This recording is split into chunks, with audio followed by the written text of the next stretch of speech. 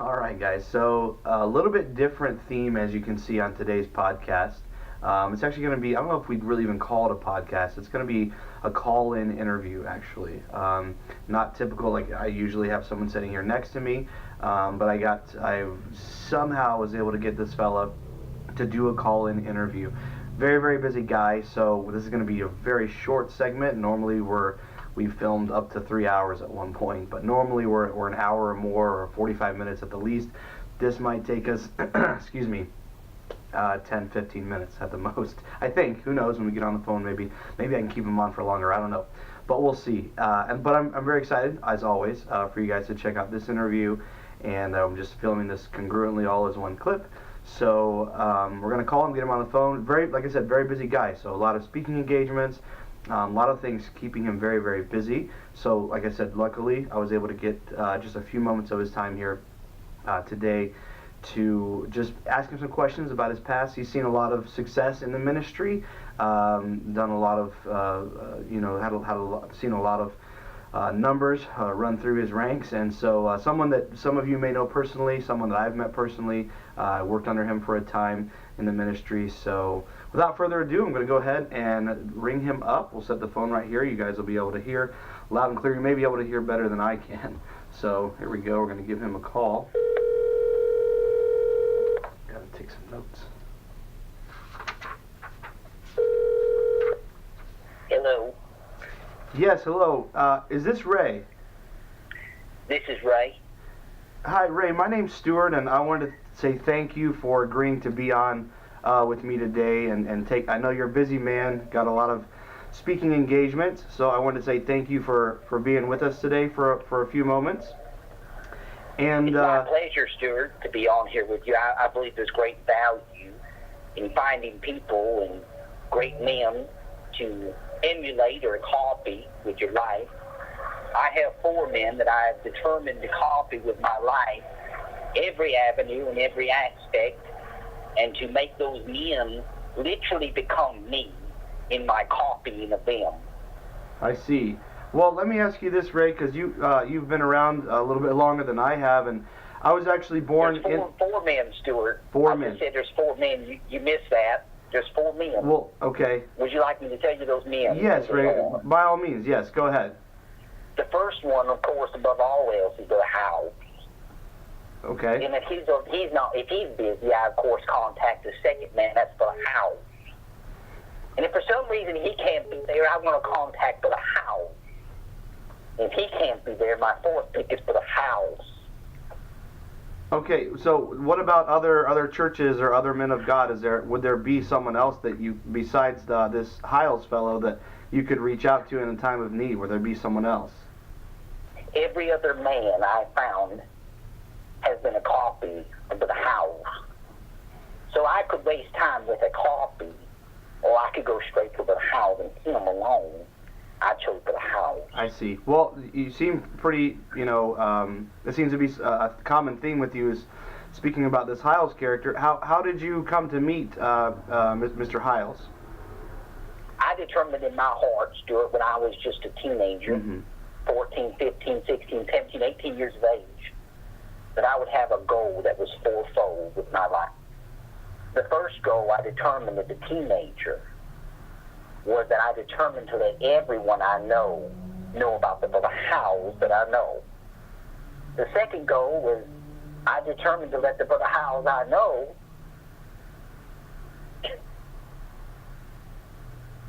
Are you okay, Ray? I know this is a sensitive subject for you, it seems.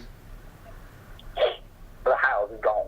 Of course, it has memory, but I determined to let the house I know get to know the house I don't know yet.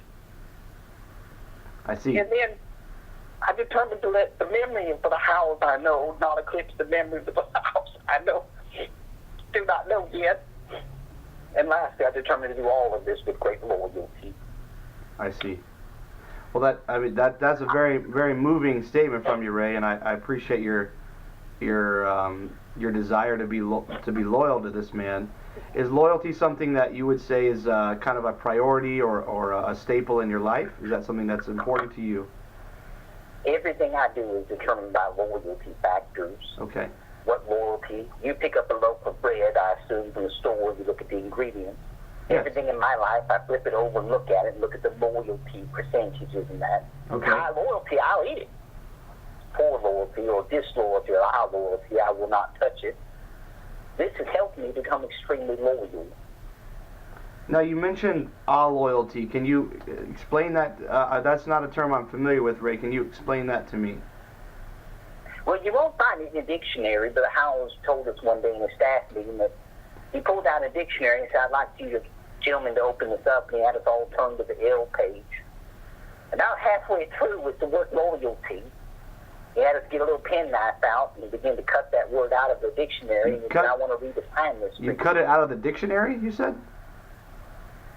Stuart, you're going to find that many words in the dictionary just are irrelevant and they're not determined. Every definition of a word must come from the Howes and him alone. I see.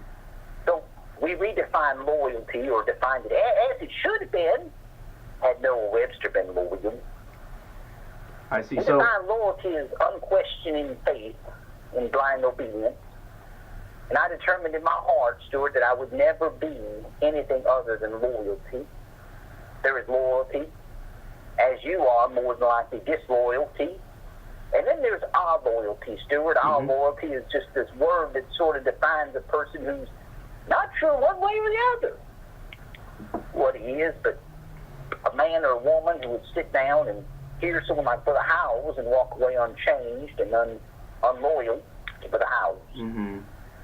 So, Ray, would you consider yourself a loyal person? And maybe could you give me a couple, 2 or 3 different things that you would consider yourself loyal to? Oh, yes. I'm very loyal. I would say that probably one of the most loyal people that I know.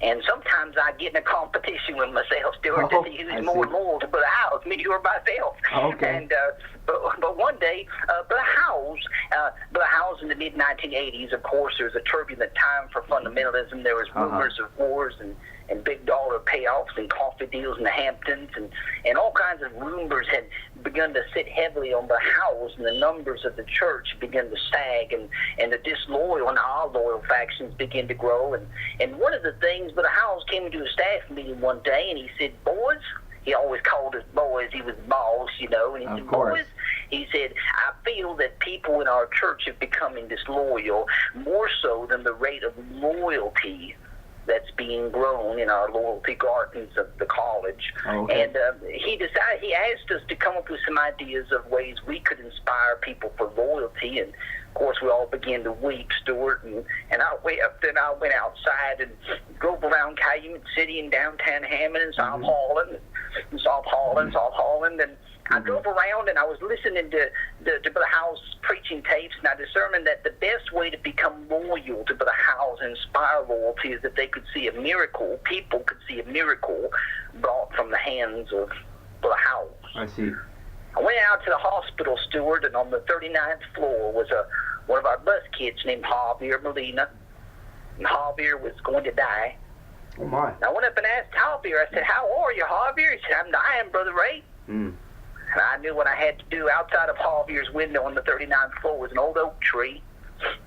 And I told Javier, so when that last leaf on that tree falls off this year, you can go ahead and go on home.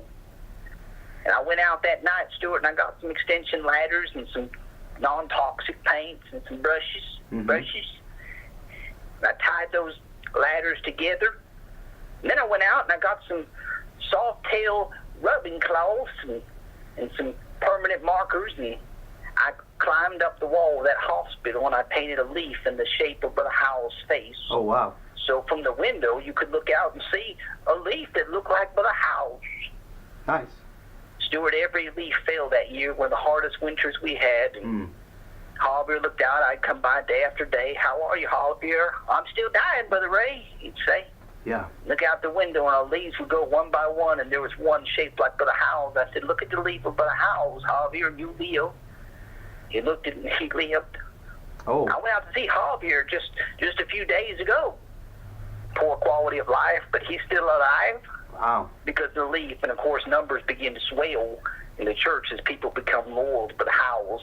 They're inspired by the loyalty of one of his men. Wow. Stuart, when's the last time you were loyal enough to climb up the side of a hospital and paint a leaf of someone's face on the wall? That's a great question. That's a great question. I appreciate you sharing that story with us, Ray. Was it obviously, seems as though this Brother Hiles fellow is someone that you are quite loyal to and that you do anything for. Was there ever a time in your experience with Mr. Hiles before he passed? Was there ever a time when he was encountering any kind of a difficulty or anything that anything that stressed him out that you were able to help with in any way?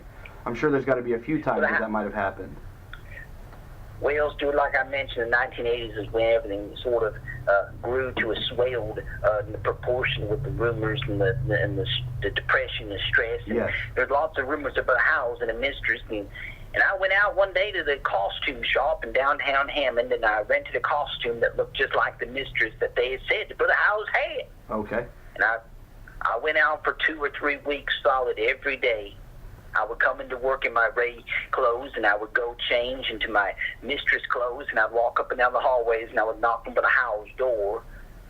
I'd walk in and walk out, and people would see me, and they'd say, "Why is Brother Ray dressed like a woman?" And they would say, yeah. "Well, I'm not sure," but people didn't notice when the mistress did come and did leave, and they couldn't tell if it was a mistress or if it was me.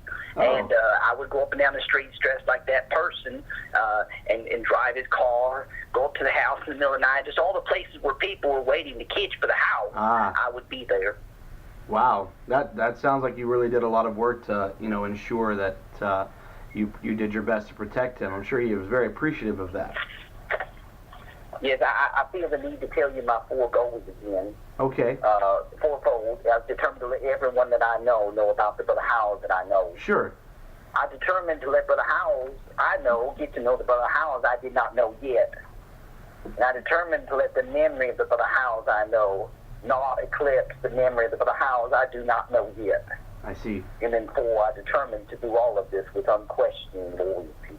That's tremendous. Now, Ray, I had a couple other questions, because you've mentioned a couple times that there were rumors during the 80s. There was a time of a lot of rumors seemed to be swirling around this individual, Mr. Hiles. So, were there any rumors, anything that you can put to rest in regards to him having a sabbatical? Because at some point, I did find that on the internet that he had a sabbatical, and but it was kind of not so much covered up as maybe he had a stand-in or something like that. Is this something you're familiar with? Well, it's interesting you mentioned those rumors, and often they're spread by disloyal people. Yes. Just understand, most of the internet, Stuart, is covered by disloyal people. Oh, okay. You can see if it says http:// that's code for disloyal. Oh, and just so you know, anything that comes up with that is a disloyal. Just so you know, I wasn't sure if you knew that. I did not know that. But Thank you. There. And that's kind of a good way to sort of gauge that. But yeah, there was a time when Brother Howells, for 2 years, the rumors had gotten to the point where Brother Howells couldn't even leave his house. He couldn't even wake up without cameras in his face. And, wow. And Brother Howells had decided one day, he just came in the office and he just began to weep. And he wept for about 30 or 40 minutes. My. And I remember all the staff men was watching Brother Howells weep. And his tears began to flow down his shirt and began to stain his trousers. And I remember jumping up and running out to Walmart and getting a kiddie pool from the stand-in just to collect his tears so we didn't waste tears. The man of God. Okay. And the tears began to flow up to about his calves. And he said, "I weep, fellas, because of disloyalty." And I believe the problem with this fundamentalism may in fact be me. Of course, all the staff men reminded Brother Howells of all the victories and all the accomplishments. And, the fact is that you're speaking English, Stuart. I noticed when you called me, you spoke English. And that's because of Brother Howells, because if not for Brother Howells, you would be speaking Russian. He turned the tide of the communists in his country as they tried to invade our land through the homes, through the efforts of Bill Cosby. And Brother Howells he said that the problems were him. He decided to resign his church, and he left, and it was on a Monday, that he left, and we determined as a group that no one could know if people got the idea that the house was no longer there, fundamentalism would rapidly decline and fall apart. And so we drew lots, and the man who studied by the house the most was elected to fill in the shoes of the house, and that was me. Oh, I see. was loyal enough to study him.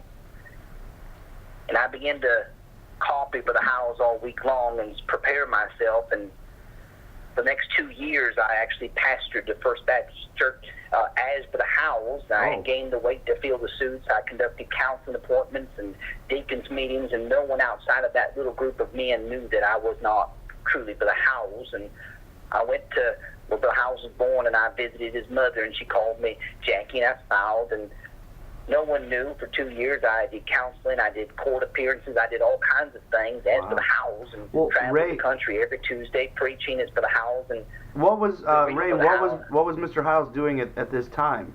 Where was he? The house had relocated to a pumpkin patch just north of South Holland, and he decided to start Pumpkin Patch Baptist Church. And of course, he was not thinking very in the best frame of mind. No. And, he said, Ray, it's time for God to do work among the pumpkins. And I remember he printed up 40,000 flyers, and he asked me to hand deliver them, and I promised him I would. And so I took every flyer out of its pocket, I put it from one hand to another, and put it face down in a stack, so I could tell my preacher I personally hand delivered the 40,000 flyers. I see. The day before Pumpkin Patch Baptist Church opened up, I went out with a carving knife and a whetstone and some candle wax, and I began to carve faces into those pumpkins. I carved faces probably of everyone but the house may have recognized within eyeshot of his pulpit at where he was currently. Oh, wow. The house came out to preach that Sunday, and there was 40 pumpkins out there. And I put little speakers with actual audio recordings. This was before cassette tapes even, and so we had phonographs and records. And I began to play little record players out there, little Fisher-Price record players. Little people saying amen and glory to God and those things make the house happy, you know. And the house came out there and he preached, and boy, he came back, and I said, how'd it go, preacher? He said, oh, they loved it, and I'm sure there'll be multiple people back next week, probably more. I see. So the next week I carted more pumpkins out, and for 2 years that church, the house actually grew, Pumpkin Patch Baptist Church, from 40 pumpkins to about 700, 800 pumpkins. Oh, wow. And he said, Ray, this is the work that's been done because pumpkins have turned to people. I carved faces in every pumpkin every Saturday night, but the house was never able to know that it wasn't truly just a pumpkin, you know. Yes. So, Ray, I appreciate your time. I don't know how much more time you have, and your secretary had mentioned that, you had a meeting coming up this evening. It is Saturday, so I don't want to take a lot of your time, but would you have either a specific, just a principle to give us in regards to anything further on loyalty, or maybe if you could leave us with one last kind of anecdote about yourself and or Mr. Hiles that would kind of speak to the importance of loyalty or anything like that?